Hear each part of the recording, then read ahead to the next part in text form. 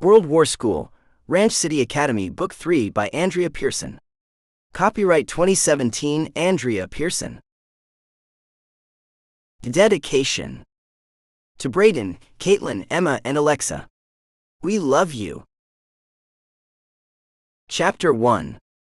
Carter kicked the ball, watching as it soared across the field toward his friend Amber.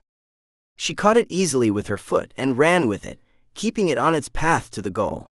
With a perfectly aligned kick, she sent the ball to the net. Ridge, Carter's former best friend and now mostly enemy, dove through the air to block the ball, but missed it by several inches. Carter's team erupted in cheers, ignoring Ridge's yell of frustration. They'd won against Ridge for the first time. He dashed across the field, piling on top of the other members of his team, each of them laughing and shouting. The games during lunch at junior high were informal, so the victory wouldn't end up on any charts, but it still felt good. Ridge was still yelling. He stormed over to them, grabbing Carter and pulling him from the other players. Amber cheated. And you helped her. Are you serious? By scoring? What was wrong with Ridge? His team hadn't ever lost. Why was this upsetting him so much? How did I cheat? Amber asked, joining them. I don't know. You just did. You always do in these stupid games. Ridge's face was red, and his fists were clenched at his side. Carter shook his head. There's no way she broke the rules. She kicked the ball.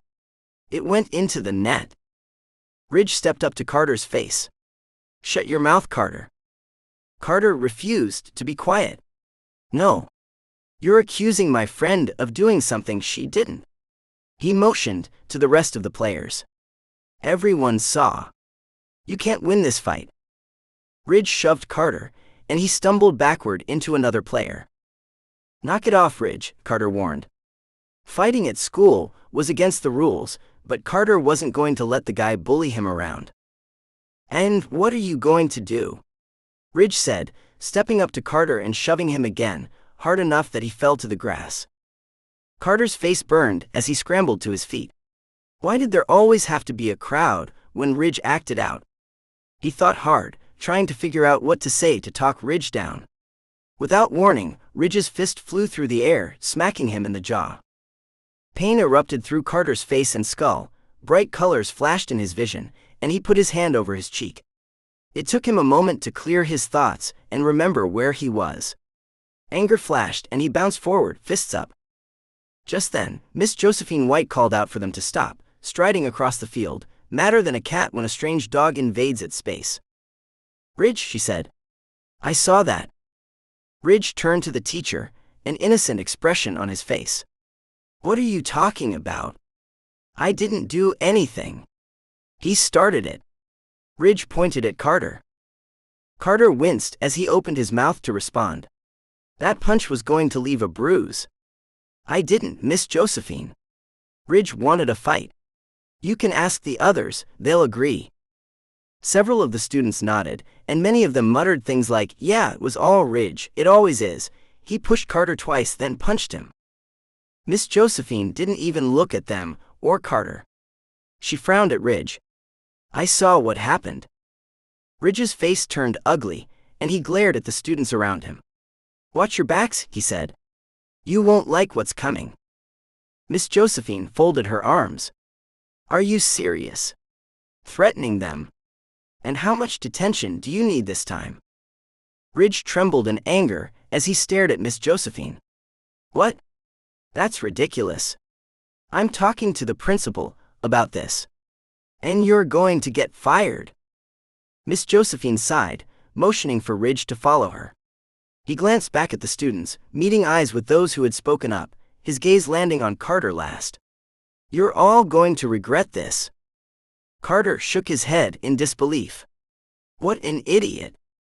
They still had 5 minutes left until lunch ended, but no one wanted to do anything else. Instead, they headed back to the school. This was Carter's first year in junior high, and he was still adjusting after only a couple of weeks. He'd felt disoriented at having multiple classes with multiple teachers, but he enjoyed it overall, apart from Ridge, of course. Carter's favorite teacher was Miss Josephine. She was fair, honest, and even-tempered. His least favorite was Mr. Blackwell. Probably because Mr. Blackwell favored Ridge, but also because he was loud, obnoxious, and enjoyed putting students on display. Carter hated attention, especially when it was dished out by people who disliked him. Unfortunately, that was his next class. And Ridge would be there. They sat only one desk apart. Carter sighed, making his way to the room. The next hour would probably be agonizing. Mr. Blackwell taught history, and absolutely loved every minute of it. Carter might not have liked the man very much, but he did recognize, and even enjoy, the passion Mr. Blackwell had for his subject. That passion was what made the class tolerable. As long as Blackwell and Ridge didn't interact, it sometimes could even be enjoyable. Carter entered the classroom, finding his seat. Of all the topics that Mr. Blackwell taught, World War II was the teacher's favorite. Carter wasn't sure why. Maybe it was because Mr. Blackwell's grandfather had fought in it. By this point, Carter had gotten used to all of the World War II stuff that covered the walls and lined the bookshelves. Today, Mr. Blackwell was dusting his collection, a smile of pride on his face. Dusting. The janitor usually did that sort of thing. Carter hid a grin as he watched the teacher move from warplane to warplane. The bell rang, and everyone sat at their desks. Blackwell finished going over several points about the First World War that led into World War II, and was in a heated lecture by the time Ridge finally made his way into the room. Carter avoided looking at the guy, glad he didn't need to interact as much with him anymore. This was the only class they had together, unlike elementary school, where they'd been in the same one for several years. Ridge slammed his books onto his desk and slumped into his seat. He crossed his arms with a jerk and glared at the board. Mr. Blackwell looked at Ridge over his glasses, not commenting on the fact that he was 5 minutes late. "Are you okay, Ridge?" Ridge didn't respond. Blackwell sighed, turning back to the board and his lecture. Carter found the topic interesting, but he wasn't passionate about it, not like this teacher. He wasn't sure if history was his thing. Though, he had to admit that the ability to raise people from the dead definitely had made the subject more interesting. When he'd finished that part of the lecture, Mr. Blackwell rounded his desk. Today's discussion on World War II is an introduction to the rest of the week, where we'll go in depth into the politics and people affected by the war. He paced in front of them. You all know I enjoy learning about and discussing this war. I feel like it is a great example of good versus evil, and the fight to overcome oppression and cruelty. He sighed. But you need to understand how devastating this war was, not just for Germany, but America, England, and many, many other countries. Blackwell rubbed his forehead, his eyes shut, before continuing. You already know that Germany lost World War I. Well, a man named Adolf Hitler took advantage of his country's plight and moment of weakness. He was charismatic, charming, and could convince nearly anyone of anything. Hitler was a very powerful public speaker, and a lot of evil was committed in the name of good because of him. Well-intentioned people sided with him without knowing exactly how he planned to carry out his goals, and by the time they realized he was actually murdering innocent people, it was too late for them to stop him. The exact number of Jews murdered is unknown, but it is speculated to be around 6 million. Mr. Blackwell's eyes roved across the students, serious and dark, the pain on his face evident. Students, that's a lot of people. It's more than enough to make up an entire country. How many of you have heard of El Salvador, New Zealand, Denmark, or Ireland? Everyone raised their hands, and Blackwell continued. All of them have a population of 6 million or less. Can you imagine if one of them was completely obliterated? A student in the back, a kid named Manuel who frequently played soccer on Carter's team, raised his hand and said, "My parents are from El Salvador." Mr. Blackwell nodded. Yes, they are. So I wouldn't exist if the country had been destroyed before they moved here. Blackwell didn't respond, but his eyes were serious as he surveyed the students. Carter glanced at Ridge, noticing him shuffling through the paperwork Blackwell had given them. His eyes were no longer angry, but were light with interest and fascination, as he read a page that had Hitler's image on it. Carter shook his head. Trust Ridge to be fascinated by an evil man and a war with so many fatalities. Mr. Blackwell started pacing again, his hands clasped behind his back. Over 60 million were killed fighting in World War II, and over 80 million were killed as a result of the war. He wrote a large 8 on the board, followed by 7 large zeros. It was the biggest war ever fought in the history of mankind. It affected so many people. Amber raised her hand. "What do you mean when you say as a result of the war?" she asked. Blackwell said, "Several countries weren't able to help with actual fighting, but did everything they could to support militaries from other countries.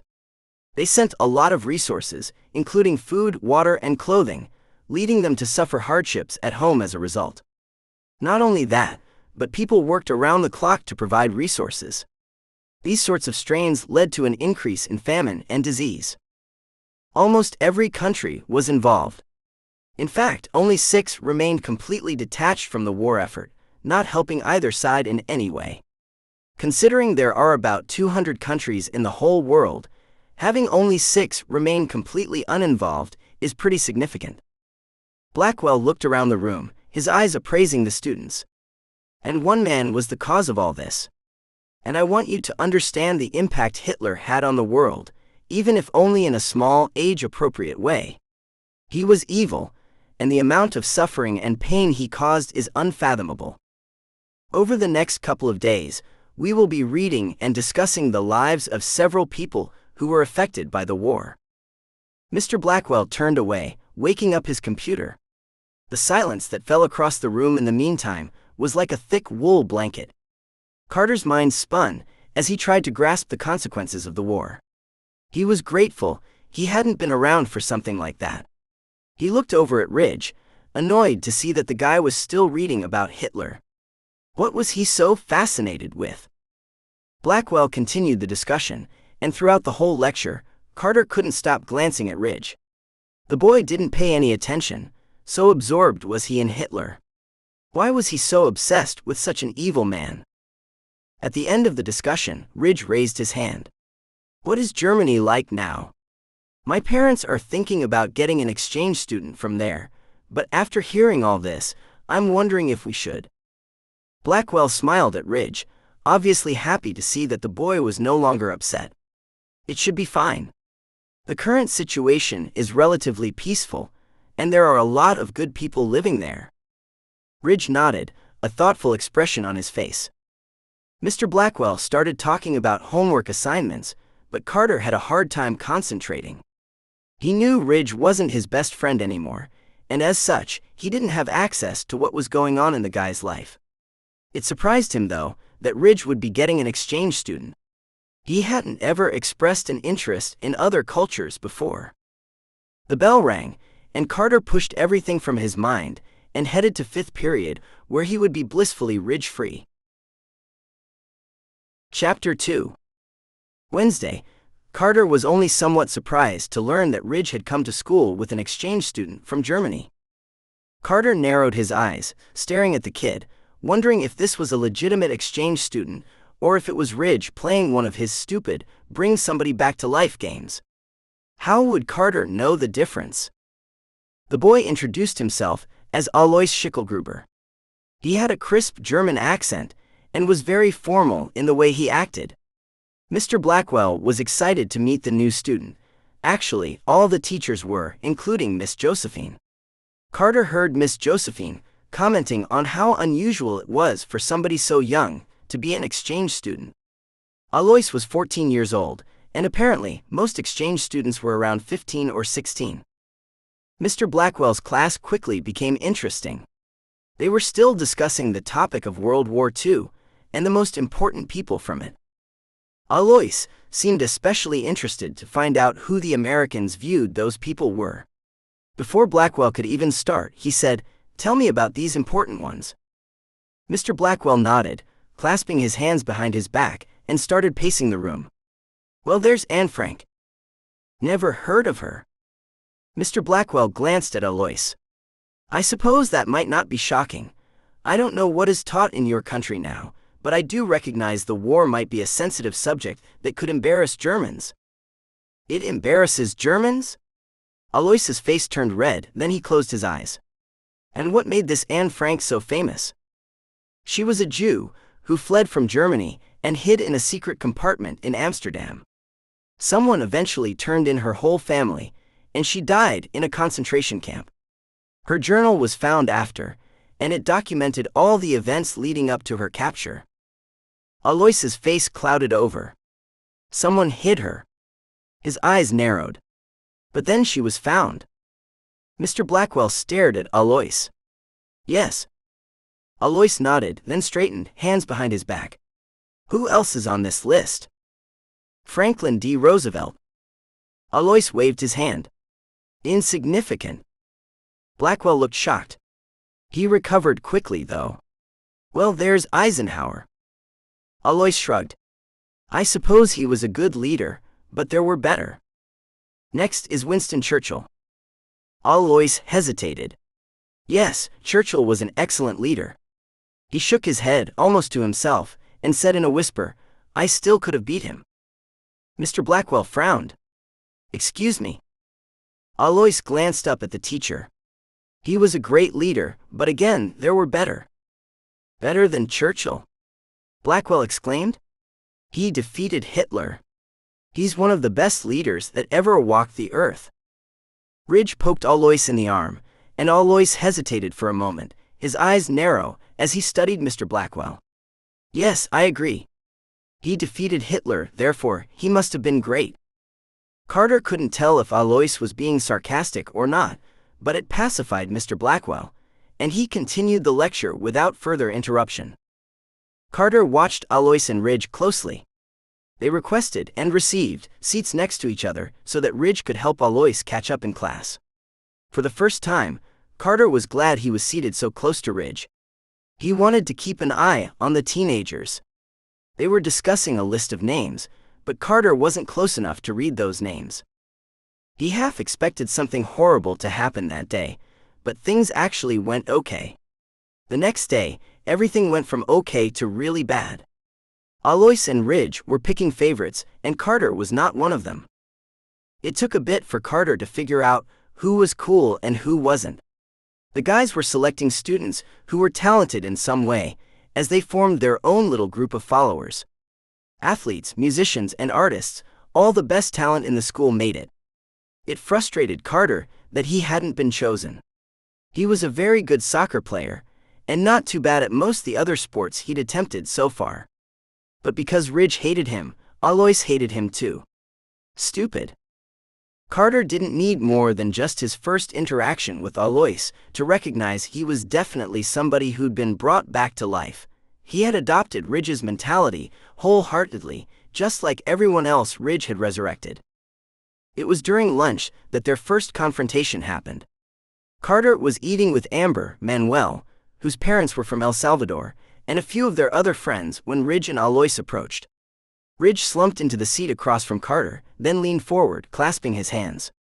Alois sat next to him, his eyes on Carter, studying him. Ridge glared. I know you know what's going on, he whispered. And if you do anything about it, I swear, you will regret it for the rest of your life. Alois leaned forward.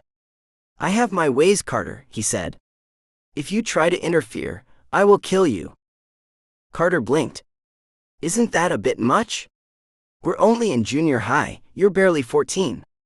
Do you really want murder hanging over your head? For all Carter knew, this guy already had it on his record. Alois wasn't fazed. You stay out of our way, you worthless piece of trash. You aren't good enough for our group. Ridge says you are talentless and stupid, unable to learn, unworthy. And it didn't take long for me to see he was right. He knocked over Carter's chocolate milk while Ridge grabbed Carter's hot dog and smashed it. The two left the table, returning to their own group. Carter stared at them, mouth open, trying to internalize what just happened. What on earth was that all about? Amber asked. Carter could only shake his head. He waited until Alois and Ridge were occupied before escaping to the library, where he opened the digital version of the school's encyclopedia. He needed to figure out who this Alois Schicklgruber was. He typed in the name and hit enter, waiting as the database searched for matches. The first option highlighted a man of the same name who was born in 1837 and died in 1903. Carter clicked on that entry, and his mouth dropped open as he read. Alois Schicklgruber was Hitler's dad. Why would Ridge bring Hitler's dad back? Carter continued scrolling through the article, reading about Alois' early life and how his last name was eventually changed to Hitler. Out of curiosity, Carter clicked on Adolf Hitler's name in the list of Alois' children, pulling up the article on him. He was greeted by the familiar picture of Hitler as an adult, his little mustache, expression, and uniform, a dead giveaway as to who he was. Carter scrolled through that article, scanning the information on Hitler's influences and how he'd risen to power. When Carter arrived at the section on the dictator's early life and saw a picture of Hitler as a teenager, his jaw dropped. It was Alois. Carter sat back in his chair, staring at the image, unable to believe it. Ridge had brought Hitler back to life. Why? What did he hope to gain from resurrecting one of the most evil men who'd ever lived? It wasn't like Hitler would be able to take over the world, or even help Ridge do it. Not as a 14-year-old boy. Carter ran his hands through his hair, dragging his fingers down his face. Oh man, oh man, oh man. What am I going to do? His stomach churned as he thought about such an evil person in his school. He had to tell someone, had to get help. But who would he go to? Who would actually believe him? And above all else, how on earth was Carter going to stop Ridge and Hitler? There was one good thing: Ridge had brought the dictator back as a boy. That would give Carter a little bit of a head start. At least he hoped so. Carter clicked out of the article, then leaned forward, putting his head in his hands. He rubbed his head, scratching through his hair, trying to decide what he should do. He needed advice from somebody, but whom? Did he dare go to a teacher for this? He stilled when he realized he had to. This was much more serious than Sonia Goldenhand, the thief, or Nico, the composer. This was someone who was capable of murder. Who wouldn't hesitate to do so, who had in the past. Just because he was a boy didn't make him any less dangerous. Carter slid away from the desk and quickly exited the library, heading to Miss Josephine's class. Of all his teachers, she was most likely to listen and believe. She was sitting at her desk, typing at her computer. Carter paused near the door, then waved when she looked up. "Hey Carter," she said. "Give me a minute to send this off." When she finished, she turned away from her keyboard and faced Carter. "What can I do for you?" Carter took a deep breath, then exhaled slowly. "I don't know. I need help with something that's really big, huge." Miss Josephine's eyebrows drew together, and concern etched across her face. "Are you in trouble?" He shrugged. "Kind of. Not directly, but it does involve me." "Is it your family?" Carter shook his head. "No, it's about Ridge." Miss Josephine rubbed the bridge between her eyes. "I was hoping it wouldn't involve him. He's done something bad, again. And I don't know what to do." Carter was rushing, stumbling over his words as he explained to her what was going on. "A couple years ago, he and I discovered a way to bring people back from the dead. I know it sounds crazy, but it's true. And Miss Josephine, he's brought back Hitler." Miss Josephine's face had frozen as she stared at Carter. He couldn't tell if it was because she thought he actually was crazy, or if it was because he'd mentioned Hitler's name. "Okay, you need to run that by me again." Carter forced himself to relax, then explained everything from the start, including the old man who had given them the book, and how they'd brought back to life the composer, then had fought over whether to do it again or not. He explained about Sonia Goldenhand and the detective he'd had to bring back to stop Ridge's jewel thief. Miss Josephine frowned thoughtfully, obviously considering what he was telling her. "That whole thing with the principal's office in your old school being broken into, that was Ridge." Carter nodded. "Yes." Miss Josephine bit her lip. "Carter, I have to be honest with you. I can accept that Ridge is a troublemaker, that he may have done bad things before, but when it comes to raising people from the dead, that's not a power that anyone living has. She watched him carefully, and he could tell she was wondering if something was wrong with him. I'm glad you've brought this to my attention, though. Will you at least consider it might be possible? Carter asked. He knew that if he pushed her, she would most likely send him to a school counselor, which would slow things down and possibly prevent him from stopping Hitler and Ridge. Yes, I will. Thanks for bringing it up with me. Carter recognized a dismissal when he saw it. He thanked her, then left her classroom. What now? If she didn't believe him, and part of him knew she wouldn't, who would? He shook his head as he wandered the halls, realizing that the bell was about to ring and lunch would end soon. What was he supposed to do? There was no way he could stop Hitler on his own. He would need to bring somebody back to life. He sighed to himself, hating that Ridge was so often putting him in this position. Who to bring back to life? Was there somebody who could give him information without thinking he was crazy for asking for it? He looked at his watch. Mr. Blackwell's class started in 5 minutes. His eyes opened wide as he realized that Mr. Blackwell would be an incredible source of information. Dashing down the hall, turning at the appropriate intersection, Carter swung into Mr. Blackwell's class. A couple students were already at their desks, reading their history books. Blackwell was in his chair, where he looked to be grading reports. Carter stepped up to him quickly, wanting to get through this conversation before Ridge and Hitler got there. Mr. Blackwell? Carter asked. He hoped his voice wasn't shaking too much. Mr. Blackwell was fair to most students, but he did favor Ridge over everyone else. And because Ridge disliked Carter, Mr. Blackwell sometimes wasn't as nice to Carter. Maybe it was all in Carter's mind, though. Maybe Blackwell would be helpful. The teacher looked up. Yes.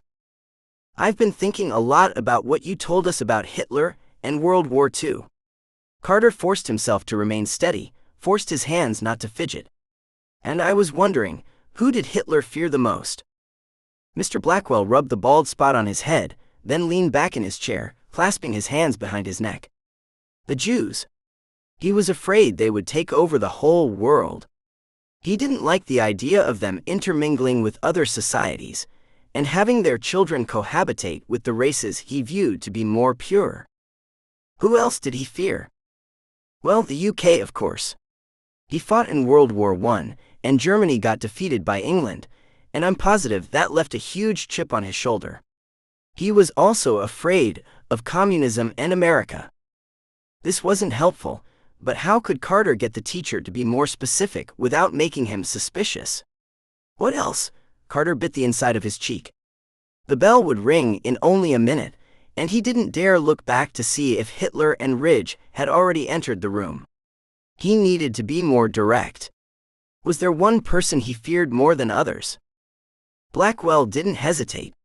Winston Churchill, without a doubt. He fingered his mustache. Though he possibly feared Eisenhower too. But I would say mostly Churchill.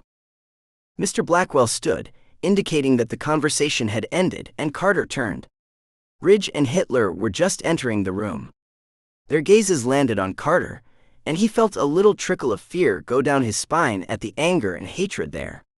They were surrounded by the most popular kids in the class. Many of those kids were Carter's friends too, including Manuel. How disappointing. Everyone went to their seats, Carter passing Ridge and Hitler on the way to his. Keep your nose out of our business, Ridge hissed. Carter ignored him, pretending he hadn't heard. He couldn't believe he was in the same room with Hitler. It made his blood race. The next 45 minutes were agony. Carter couldn't stop glancing at Hitler, wondering how and when the boy would start making his move. There was no way the dictator would be content with dominating the classroom, or even just the school. Mr. Blackwell continued talking about World War II, finishing up the discussion on Anne Frank and her family. Carter could barely concentrate on the conversation. He realized belatedly, though, that Blackwell hadn't been a jerk. He'd actually treated Carter fairly. Weird. Carter opened his history book when the other students did, wanting to look like he was paying attention. It was plain to him he had to bring back Winston Churchill. What else could he do? He needed someone with experience facing Hitler, but also a person Hitler would be caught off guard by, who he'd be nervous of. He thought over the spell, and the things he'd need to have ready for it. Where had he left the pan last time? Getting an egg was easy, and same with the dirt, water, and kerosene. He'd asked for a kerosene lamp for Christmas. He used it all the time, and hated putting the oil toward this spell. But he didn't have much of a choice. The bus ride home felt much longer than usual. Probably because of what was on Carter's mind, and the urgency of his situation. Thank goodness Ridge's family had moved to the other side of town. He didn't need to deal with being on the same bus as the guy anymore. His relief was short-lived, however, when he realized several of Hitler's new groupies were on this bus. Carter heard his name whispered several times before the guys would break out in laughter. He lowered in his seat, his shoulders hunched up, trying to be as invisible as possible. When he got home, he ran to his mom's office, stepping inside and blurting out, "I'm going to hang out at my treehouse in the forest. I'll do my homework there, and we'll be back in time for dinner." Mom blinked, trying to internalize everything he just said. She rubbed her temples. "Okay. Make sure you're back in time for dinner." Carter resisted telling her he'd already said he would be, and instead ran to the kitchen and grabbed an egg from the fridge. He found the pan he'd purchased from the local thrift store in his closet and set it on his bed. Then he emptied his backpack, aside from his homework for Blackwell's class, and put the pan and egg inside, with the egg in one of the more protective front pockets. The backpack was uncomfortable and clunky, but he didn't care. He wouldn't have to wear it for long. As Carter walked toward the forest, he contemplated whether or not he should bring Churchill back as an adult or as a child. He was tempted to bring him back as an adult, just so he had one on his side, but he realized doing so would prevent Churchill from entering the school. And that was where everything was taking place. There was no way the guy would get away with attending school as an adult. But maybe as Carter's friend. Carter was positive he'd be able to get permission from the front office for a visitor. It didn't take long to find the place where he'd brought back the detective a couple years ago. His treehouse wasn't far away, and it was all the same, the brambles and trees still thick and ready to hide the pan while the spell did its thing. Carter filled the pan with dirt and water, mixing it into mud with a stick, then buried the egg near the bottom before putting a divot in the top. He dribbled some of the kerosene into that divot. Once done, he leaned back on his heels and held his hand over the whole thing, repeating the words of the spell that he'd learned so long ago. Done so loon wi Winston Churchill. He imagined Winston as a 14-year-old as he said the words. He hoped it was the right choice. A familiar tingling whooshed from his hand, and he watched as the kerosene poofed into flames. The fire spread until it covered all of the mud, which shifted, molding around the egg, forming a flaming brown ball that dried and hardened. The fire died, and the ball shifted until it was leaning against the side of the pan. Carter breathed a sigh of relief. He'd have help. He wouldn't have to fight Hitler and Ridge on his own. The realization made his eyes smart, which surprised him. He hadn't recognized how stressed he'd been. He set the alarm on his watch, then returned home to do his homework there instead. It would take 24 hours for Churchill to come to life, and he didn't want to be around the pan at all. He'd just fret and be tempted to check on it over and over again. Chapter 3. The next day, Hitler was horrible. He made fun of Carter every time they passed in the halls. It was like he and Ridge were going out of their way to bump into him. And as if that wasn't bad enough, the dictator's supporters were quickly multiplying, and out of Carter's friends, only Amber stuck around. First period started everything off. Students misbehaved, threw fits, and mocked each other and the teacher. It didn't seem to matter that they were getting detention, they did it anyway. Second period was much the same, and Carter could tell Miss Josephine was completely overwhelmed with all the students she was sending to the principal's office. Third period was unbearable, and lunch would have been if Carter hadn't skipped eating and hung out in the library instead. But Mr. Blackwell's class was definitely the worst.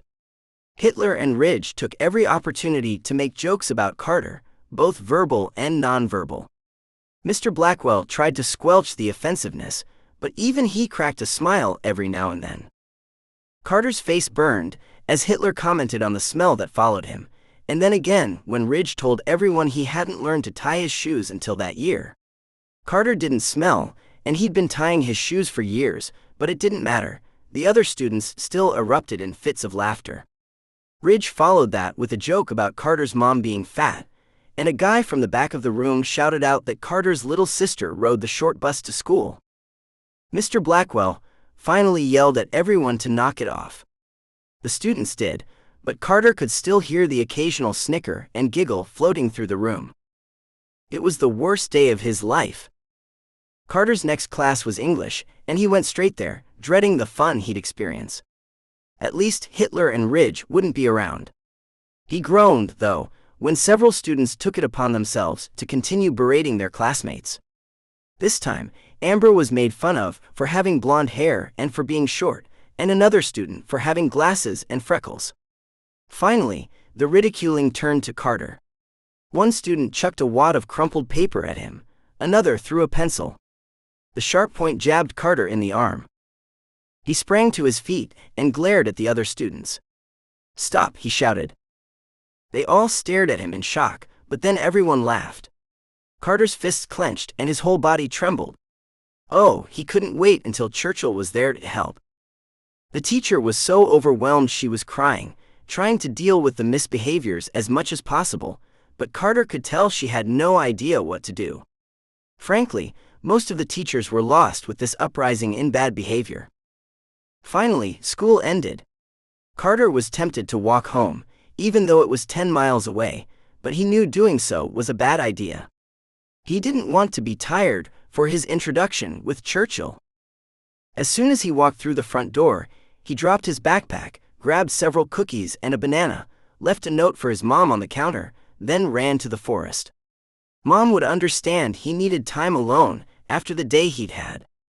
From what he'd overheard in school, all of the parents had been called. Carter wished he could have been a fly on the wall for those conversations.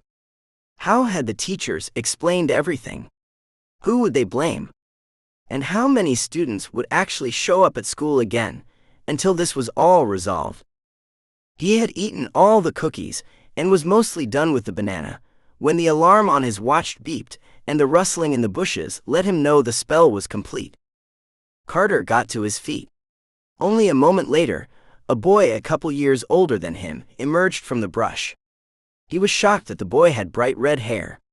He'd always expected Churchill's hair to be, well, black and white like the pictures he'd seen of him. Winston Churchill brushed himself off, then looked at his hands. A dismayed expression crossed his face, and he glanced at Carter. "Why did you bring me back as a child?" Carter bristled. They were teenagers, not children. But no, teenagers technically were children.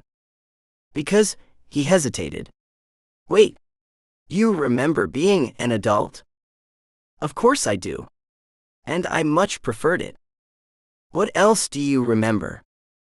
"Spending a lot of time in the military, fighting evil men."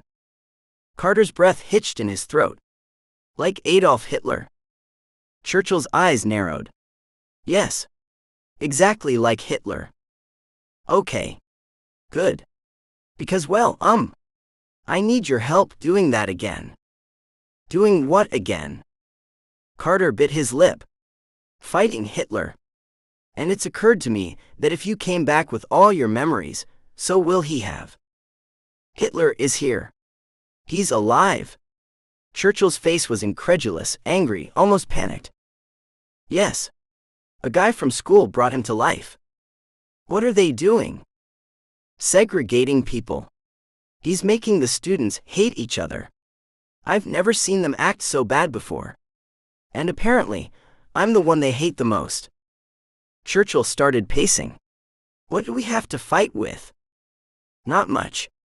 I'm not exactly in a position to get weapons." The other boy, Carter had a hard time thinking of Churchill as a boy, gestured back to the thicket he'd just crawled from. "We should clean up and leave." He looked at Carter. Where are we going? My house. We can eat dinner, then make plans. Whatever. Churchill raised his eyebrow, probably unimpressed with Carter's casual attitude. Carter swallowed, reminding himself to be more of a leader. Churchill was here to obey Carter's commands.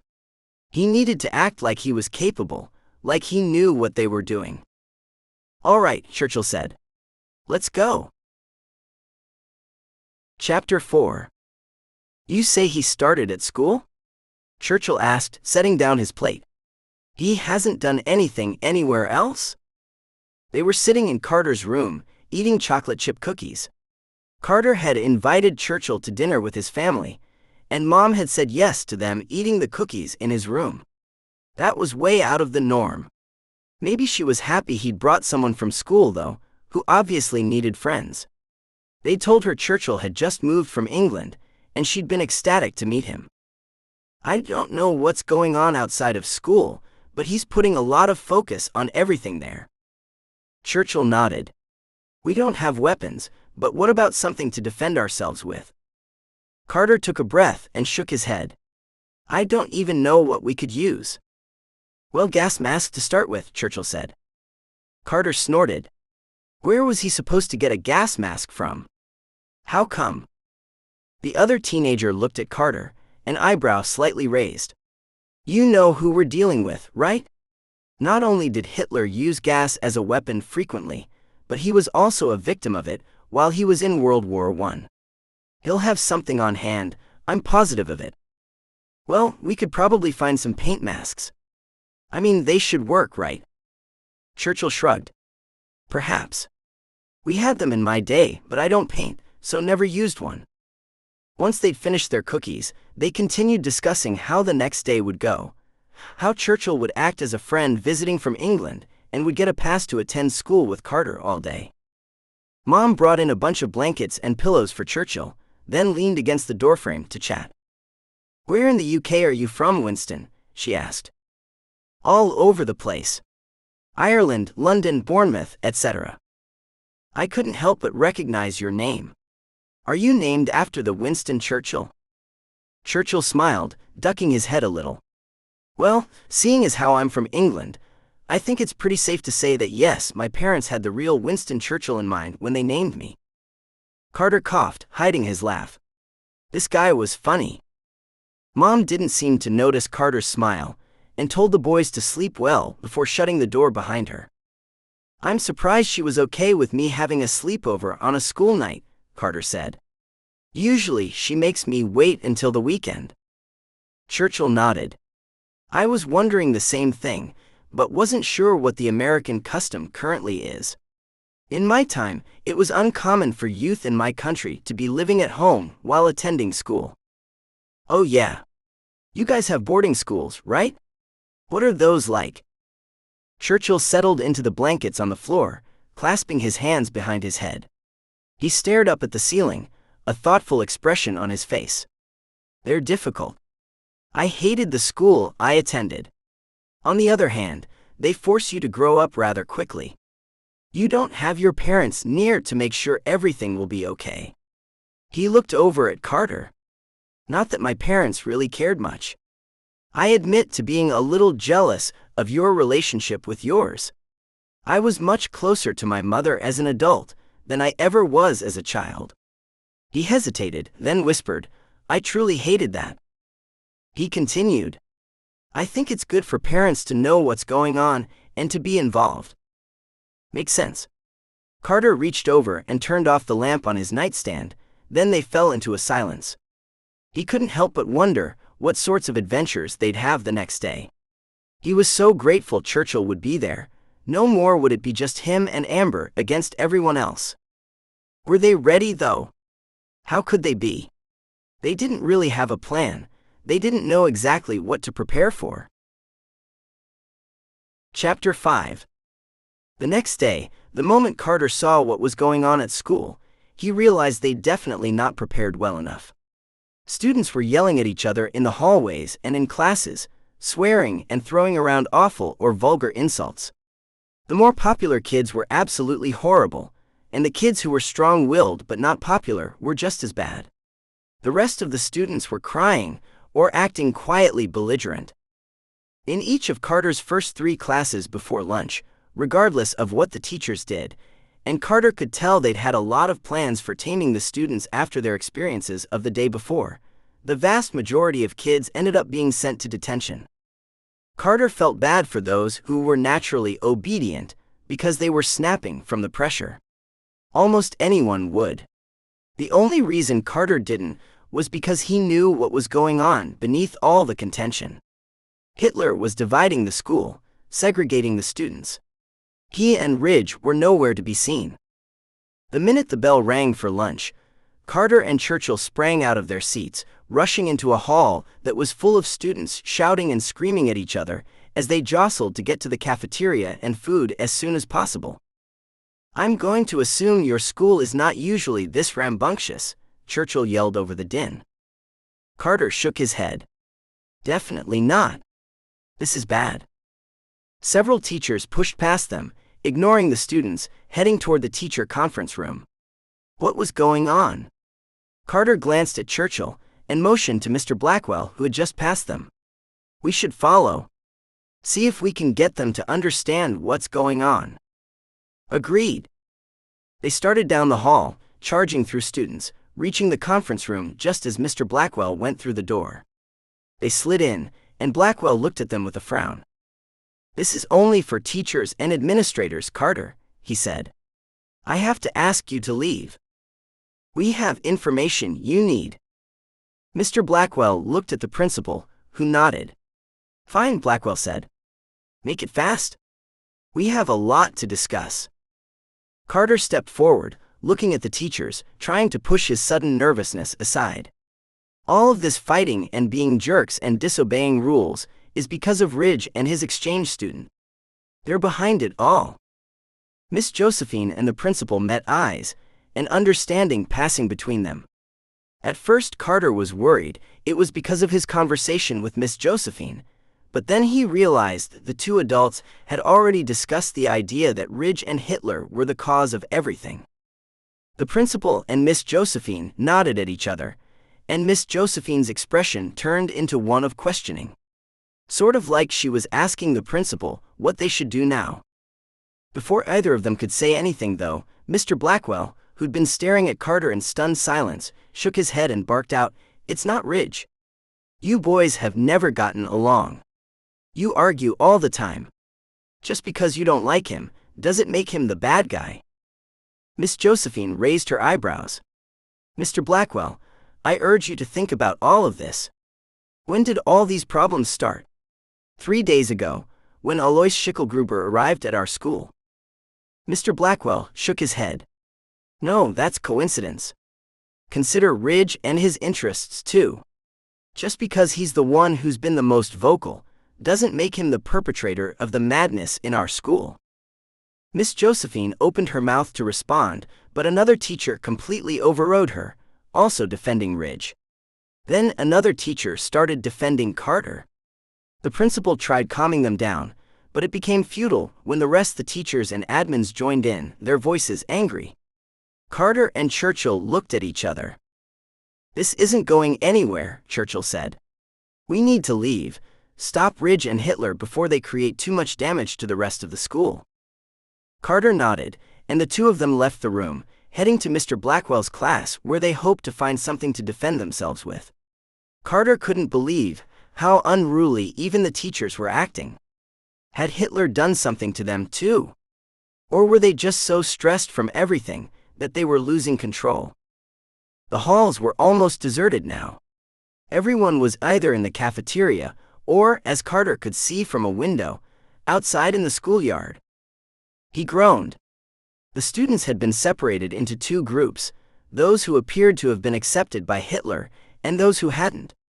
The ones who had been accepted were throwing things, books, food, and wrappers at the other students.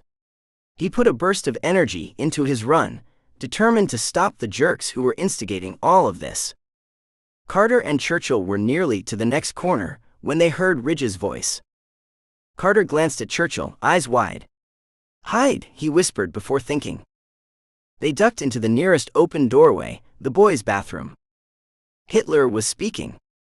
"Once you get all of the students into the gym, come find me and help me with the gas." Churchill and Carter met eyes. "Fine, fine. But I still think it's stupid that I brought you back to life, and you're the one in charge now. Are you complaining about the situation? Are you unhappy with what I've promised you?" Ridge didn't respond for a moment. They'd stopped outside the bathroom. "No, I'm fine." "Good. Keep it that way." Carter heard when the two boys separated. He stepped toward the edge of the wall that separated the bathroom from the hall and peeked around it. Hitler was heading toward the north end of the school where all the labs were, and Ridge was walking towards the gym. Carter turned to Churchill, who joined him. "Can I return Hitler?" he whispered. "No. The spell must be performed by the one who brought him back." Carter looked at Hitler's receding back, watching as the dictator turned down another hall. Then he raced after Ridge. He grabbed Ridge's shoulder, yanking the other boy around. "You have to return him." Ridge's face fell. "I can't. I don't think I can get that close to him." Carter hesitated. Hadn't he been close enough just a moment ago? Before he could say anything, Ridge's expression turned ugly as he watched Churchill approach. "You brought someone back too?" he snorted. "He won't be able to stop us. Hitler is the most powerful leader in the world." Churchill raised an eyebrow. "Is he now? That's interesting to hear. Especially since I've defeated him not once but twice." Churchill grabbed Ridge's elbow, squeezing it hard enough to make Ridge wince. "You go tell Hitler that Winston Churchill is here. You tell him he better be ready this time. Suicide isn't going to save a man who is already dead." Ridge shook off Churchill, his anger turning to confusion. "He committed suicide." "Of course he did. He gave up. He's a coward." Ridge scowled.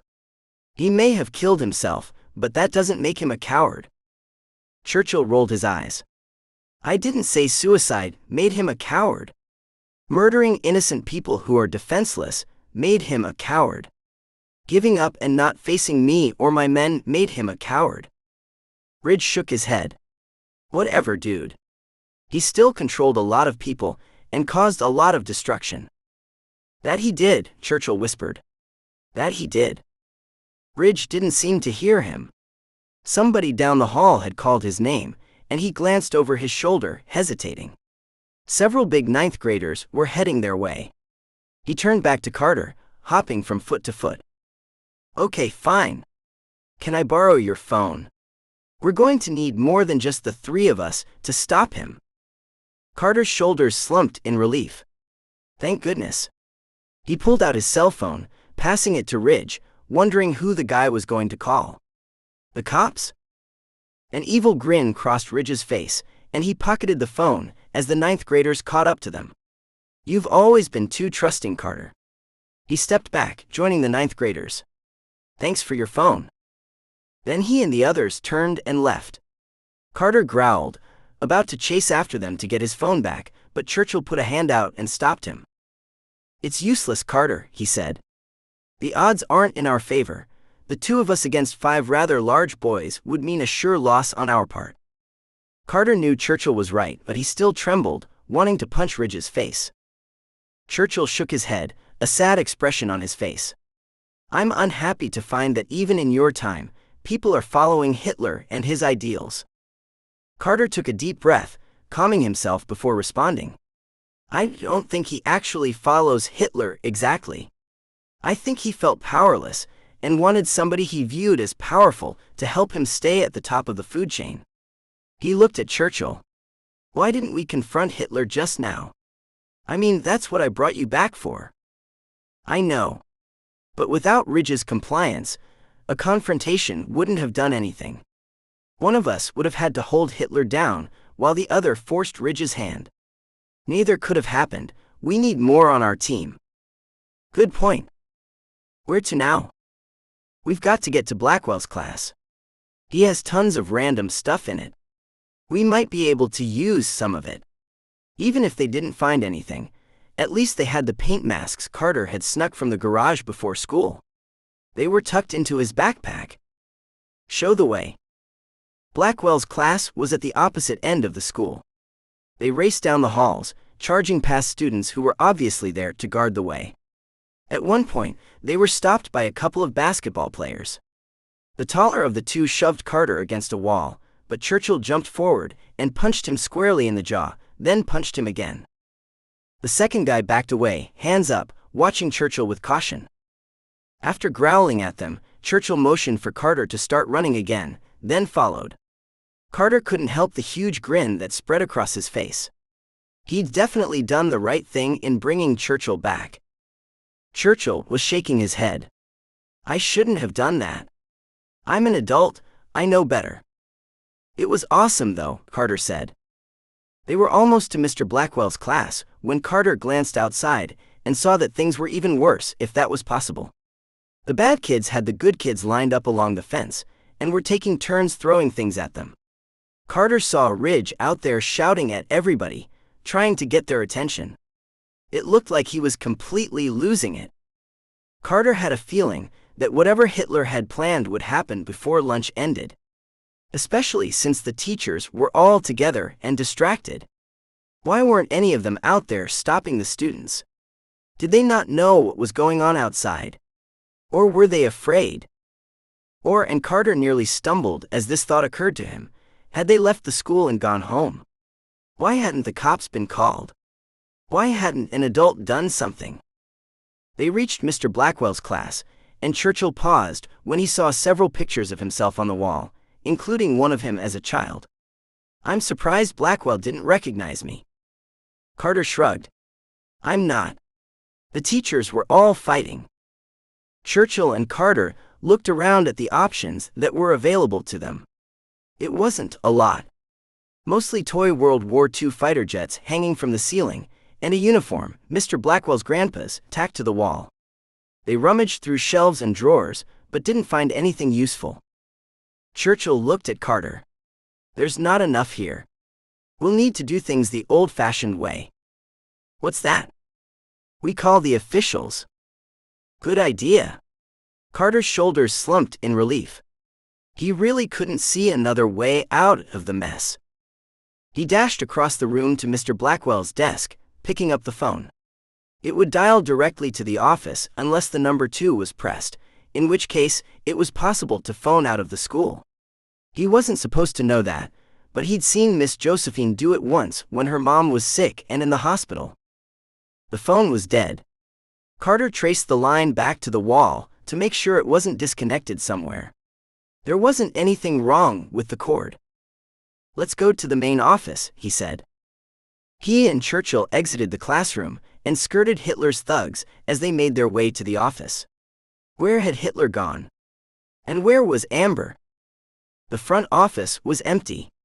Carter picked up the phone's receiver, not surprised it was dead. He checked the computer. The internet was down too. How had Hitler known to turn off the internet? Obviously, Ridge had put a lot of thought into their plans. They heard someone shuffling around in the closet behind the desk, and after a brief hesitation, Carter pulled the door open. Mrs. Rogers, the school's secretary, was bound and gagged on the floor, her eyes bright with fear. Churchill rushed in, pulling the cloth from her mouth and yanking the rope from her hands and feet. Who did this? He asked. That stupid exchange student and his friends, she said. If she felt bad for calling a student names in front of another student, she didn't let on. Carter didn't blame her. Where is everyone else? He asked. She shook her head. The principal is in a meeting with most of the teachers. It's just me in the office today. Mrs. Jackson called in sick. We have to call the cops, Carter said. I tried, she wailed. Nothing's working, not the internet or the phones. And they took my cell phone. Carter growled to himself. This was something Hitler had done before. He'd taken away the ability of the innocent people to defend themselves. He'd made them feel isolated. We should go get help, Carter said.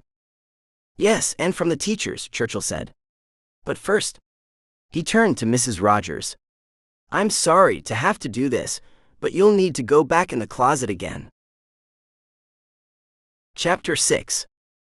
Churchill raised his hands. Without being bound and gagged, though. You'll want to stay there until we return. If these goons come back while we're away, who knows what they'll do with you? She shuddered, but obviously saw logic in his words, so returned to the closet. After making sure she was comfortable, Carter and Churchill headed toward the teacher's conference room. The corridors were deserted at this end of the school, though Carter saw a few students way down by the school's gym. They paused in the hall next to the room, then peered around the corner. Carter was dismayed to see 5 or 6 of Ridge's guys duct-taping the door shut. They were obviously trying not to catch attention, keeping their heads down, pulling the duct tape off the rolls carefully. Carter was surprised the teachers were still there, until he realized it had only been 10 minutes since he and Churchill had left.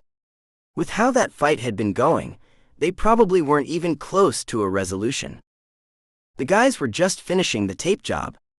Carter weighed the risk of ganging up on them and freeing the adults. But the amount of duct tape they'd used would take far too long to remove, and even if they got close to the door, they were still outnumbered. Back to the office. Carter mouthed at Churchill. Churchill nodded, and they headed that way. Carter glanced out a window they passed, surprised to see that the yard was completely empty now. The students were probably all inside the gym. What was going to happen now? Did they need the paint masks?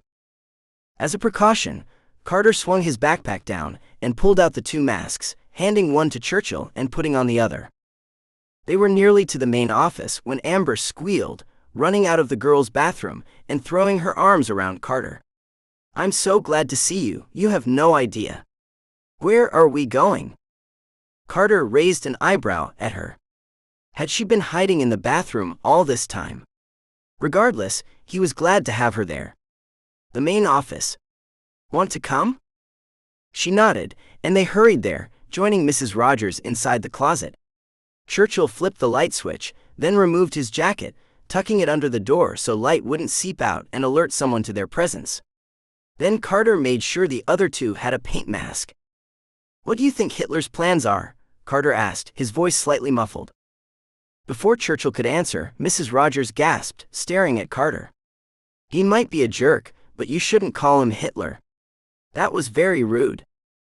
Churchill ignored her. "I'm not entirely sure, but don't put it above him to kill students." Mrs. Rogers blanched. "Kill students? I'm surprised he hasn't already," Churchill said.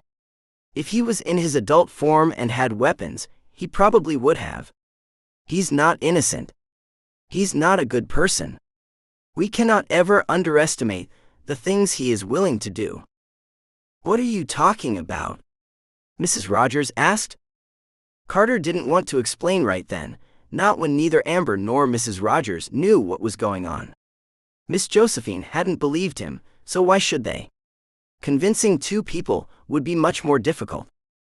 Amber settled onto a box of paper reams. Carter and Ridge discovered several years ago how to bring people back from the dead. Apparently they've done it several times, though Carter only does it to stop the people Ridge brings back to life. Carter's jaw dropped. He ignored the incredulous expression on Mrs. Rogers' face. "How did you know?" Amber shrugged. "I heard Hitler and Ridge talking about it while I was hiding in the girls' bathroom. They weren't being very quiet. I wouldn't be surprised if the entire school knew by now." Carter shook his head. This was bad, very bad. Hopefully, Ridge wasn't telling other people how to perform the spell. Churchill cleared his throat. "Anyway, Hitler is going to make demands. His goal always has been world domination. He'll contact the authorities once everything is in place, and will probably ask for money and who knows what else." "How will they keep people from stopping him?" Amber asked. "All they have to do is get into the school." Churchill sighed. "Gas. It's what he always does. And if that doesn't work, I suspect he'll threaten the children in the gym. The authorities need to know this as soon as possible, before anyone is hurt. There's no way we'll be able to stop this without help. So we need to get the cell phones back," Amber said. "And free the teachers," Carter said. And find Ridge, she responded. And send Hitler back. Churchill's expression was serious. There was silence for a moment, as the three of them appraised each other. Mrs. Rogers' mouth was still open as she stared at them. Amber smacked Carter on the arm. I still can't believe you never said anything about all this to me. We've been friends since before Ridge even moved here. Carter sent her an apologetic expression. I was trying to get Ridge to stop doing it. I didn't want more people to know what was going on. Makes it dangerous. Churchill looked at Carter. So, what should we focus on first? Carter felt a bit of a chill cross his scalp and tickle down his back. One of the world's most influential leaders was asking him to lead. Whoa. We shut down the school lights. We take out the guards. Get the cell phones back, release the teachers, and find Ridge. What do you mean, take them out? Mrs. Rogers asked. Churchill grunted. Hit them over the head, tie them up, and put them somewhere out of the way. The principal's office, Amber said. We can tie them up there. It's the last place the others would think to look. Good idea, Carter said, knowing that students who walked past wouldn't be able to see anyone inside. And I'll bet the nurse's room has rope in one of her hundreds of emergency kits. Amber hesitated. We should leave the school lights on, though. Yes, it will be hard to sneak around when it's bright, but turning them off will put Ridge and Hitler on the alert. Carter nodded. Good thinking. He rubbed his chin as something occurred to him, and he glanced at Churchill. Why didn't Ridge stop us earlier? He took my phone, but didn't do anything else. Why not? Excellent question, Churchill murmured. He must know we're trying to stop him. Maybe he regrets bringing Hitler back. Amber asked. Hitler, Mrs. Rogers said. It looked like she was still trying to grasp what was going on. Yes, the Adolf Hitler, Churchill said. He extended his hand. And I'm Winston Churchill. It's a pleasure to meet you. The secretary offered him a limp handshake, an expression of shock on her face. Did she believe him, or did she think he was crazy? Are you going to be okay? Carter asked her. We need your help. It would be better if you were ready for whatever. After making sure they all knew what to do next, Carter led the way out of the closet carefully, watching through the windows to the hall beyond to make sure they weren't about to be discovered. They followed Mrs. Rogers into the principal's office, then pushed the desk up against the window so they'd have more floor space and closed the blinds. After they were satisfied that everything there was ready, Carter, Churchill, and Amber sneaked through the main office and out to the hall, then around the corner to the nurse's room. Amber kept a lookout, while Carter and Churchill dug through everything. There was a ton of stuff in the shelves that lined the walls: toilet paper, paper towels, emergency kits, 2 fire extinguishers, deflated basketballs, and rope that was a bit torn up, but which would work great to keep someone in place. Churchill snagged all of the rope while Carter grabbed the emergency kits. There were a lot of them. He handed several to Amber before picking up the fire extinguishers. Then they returned to the principal's office. Carter gave one of the fire extinguishers to Mrs. Rogers to protect herself with, and Churchill took the other. Then the students headed out. It didn't take long before they came across the first set of guards. In one fast move, Churchill tripped both of them. Whoa, he was fast. The first was a 9th grader from the football team. The other was Manuel. You're on their side? Carter asked Manuel, as he and Churchill grabbed the other guy and tied his hands behind his back. Manuel panicked. Yes. No. I don't know. What do you mean, their side? Ridge and his stupid exchange student, Carter said, pulling the football player down the hall. You're acting like their guard. Manuel jumped to keep up. Okay, so I didn't know what else to do. You aren't in my first period class, and they were awful to people who argued with them. Carter was so annoyed he couldn't respond until they got back to the office. By then, though, he wasn't as upset anymore. Like Manuel said, he hadn't been in that class and didn't know what had happened to make Manuel help them. The football player definitely wasn't happy to be trapped in the office. He fought and yelled and struggled to get away, until Churchill threatened to hit him over the head with his fire extinguisher. That silenced him. Carter glanced at Manuel. "We need a cell phone." "Where are they?" Manuel pointed at the football player. "He has one." "Get it from him," Churchill said. Manuel pulled the phone from the older boy's shirt pocket, ignoring the glares and growls of anger. He handed the phone to Churchill, who stared at it for a moment. "I'm not sure what a cell is, but I'm positive this is not a phone." He gave it to Mrs. Rogers. "Contact the authorities. Let them know we have a hostage situation, and to exercise extreme caution."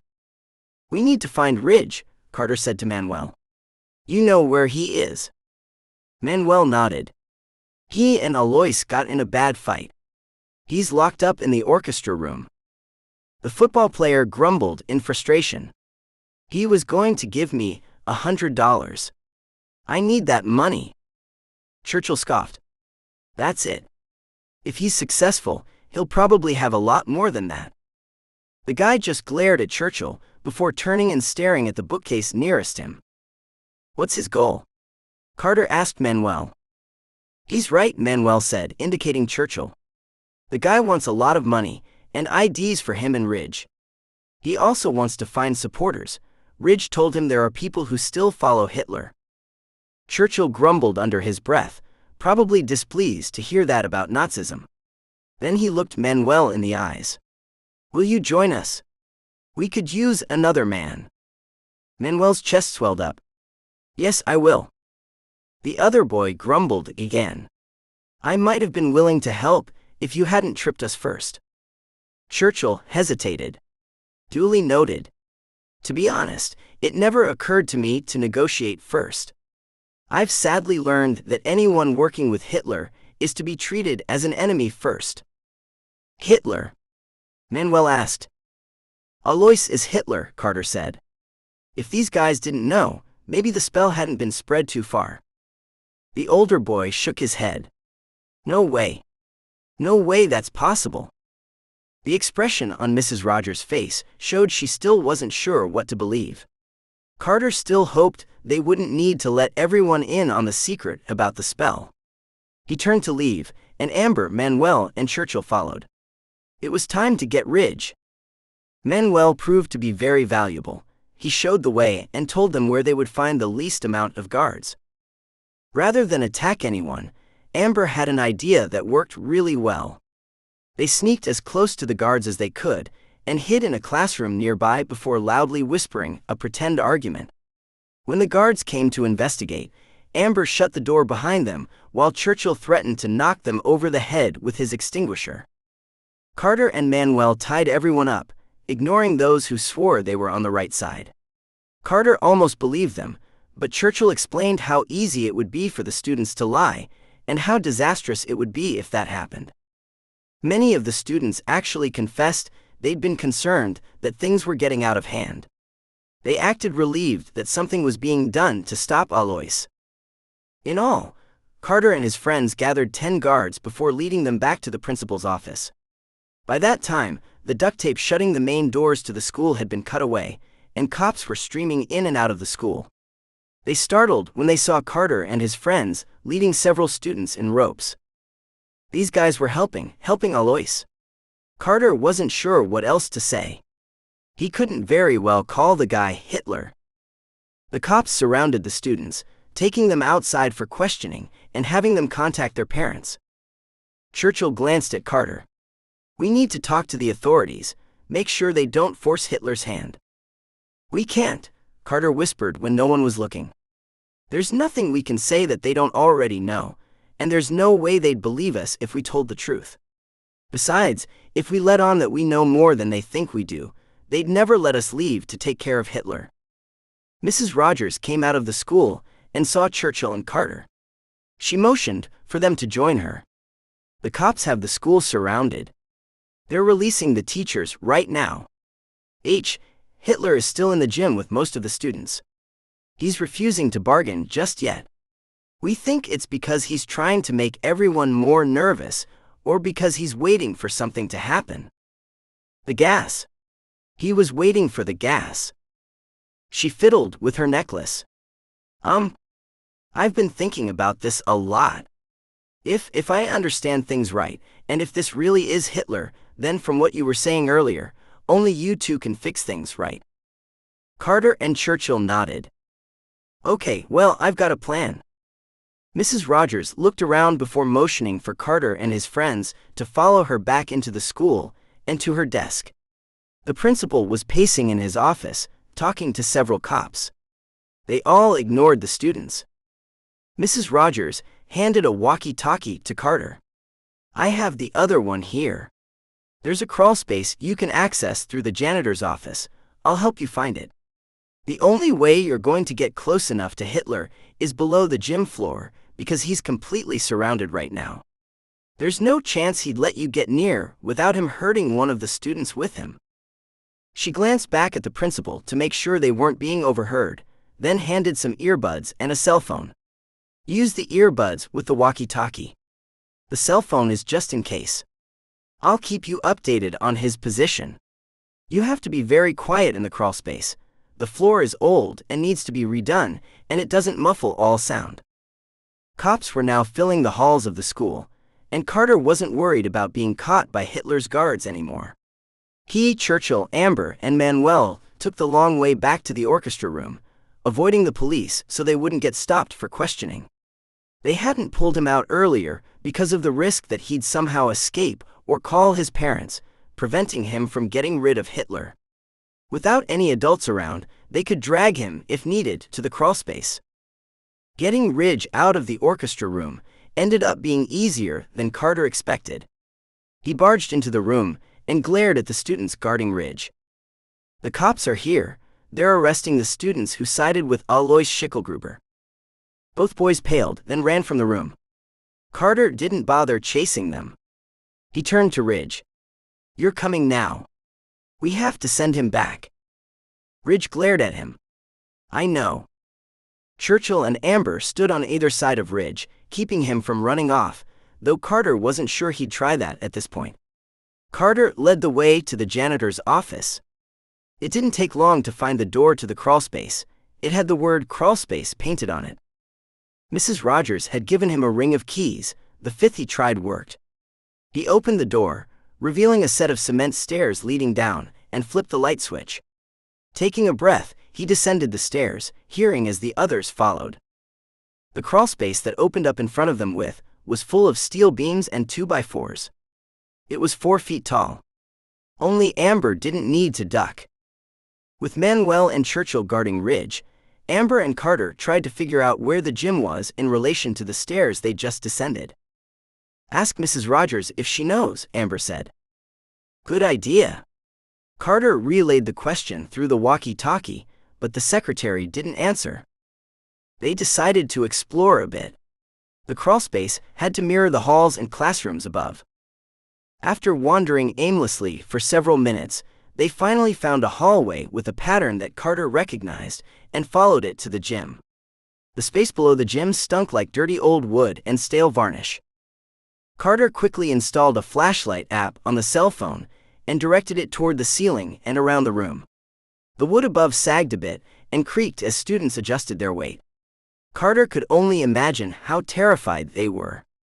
But even with how upsetting all of this was, they'd be so much more frightened if they knew the guy holding them captive was Hitler. We're underneath the gym, Carter whispered into the walkie-talkie. Mrs. Rogers responded at once. He's in the middle, surrounded by students, practically hiding under them. Carter thanked her, then relayed the information to the others. Coward, Churchill whispered. They slowly made their way through the crawlspace, dodging old chairs, broken tables, and other bits of junk. If they alerted Hitler to their presence, nothing would happen to them, but Hitler wouldn't hesitate in killing one of the students. Carter's lips tingled and his hands were clammy. This wasn't like any of the other times when he'd had to stop Ridge. If he failed, people would die. Kids. He still couldn't believe that Ridge had brought Hitler back to life. Just before they reached the center of the room, Ridge knocked over a can of varnish. The stuff inside was too dry to spill anywhere, but the metal clang echoed through the entire cement crawlspace. The students above fell silent. Carter and Churchill looked at each other. Then each of them grabbed one of Ridge's arms and yanked him to the middle of the room. They could hear Hitler speaking in rapid-fire German above, and people were shifting around. "Is he still there?" he asked into the walkie-talkie. No response came. "Do it," Carter hissed at Ridge. Ridge held his hand just under the wood above and said the words of the spell, but nothing happened. At least no one upstairs reacted. "Where did he go?" Carter hissed into the walkie-talkie. Again, there was no response. Churchill grabbed Ridge's elbow. "Just keep saying it over and over again. Adjust your position as necessary. We must find him." Ridge nodded, doing as Churchill asked, probably too nervous not to, but nothing happened. Mrs. Rogers still wasn't responding. What was going on? Had Hitler escaped? Had the cops arrested Mrs. Rogers, or had they given up? Finally, Carter couldn't stand it anymore. He yelled up through the wood, "Everyone stop Alois! Grab him! Hold him in place!" He heard a whole bunch of shuffling, but didn't know what it was from, whether the guards were threatening the students, or Hitler had run, or the students were doing what he said to. Just then, the walkie-talkie crackled, making him jump. "He's in the center of the mascot. The cops just said some students are holding him in place. Hurry, Carter, hurry!" Carter whipped around. He saw where the paint had leaked through the cracks in the wood. A girl above screamed. Carter gasped. He grabbed Ridge and yanked him over to the spot. "Do it!" Ridge didn't hesitate, before holding his hand to the ceiling and repeating the words of the spell. Again, nothing happened, and Carter wanted to pull his hair out. Then he realized something. The mascot had an eagle superimposed over a mountain and sunrise. Had she meant the middle of the entire painting, or the middle of the eagle? They'd gone to the middle of the painting, but technically, the eagle alone was the mascot.